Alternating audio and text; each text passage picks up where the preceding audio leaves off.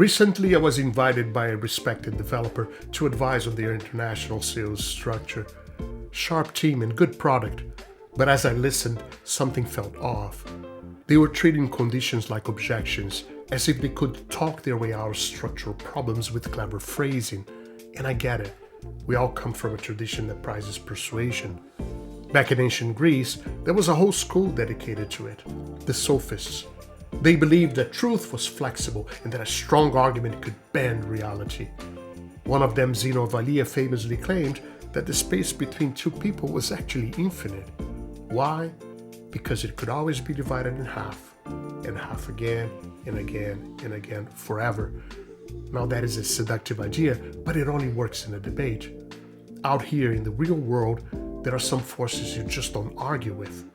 Take gravity, for instance. You don't convince it to stop pulling, you have to engineer around it. And same with today's interest rates.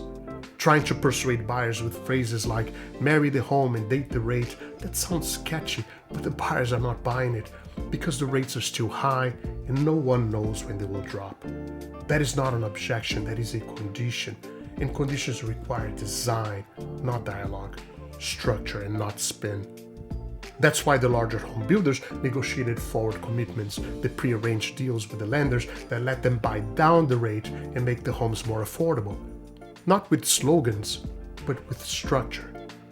And yet, that's just one of the conditions that this market is facing. What happens when the pool of first-time home buyers keeps shrinking? When the homes that we build, stripped down to save on costs, become less inspiring than the ones that we are trying to replace?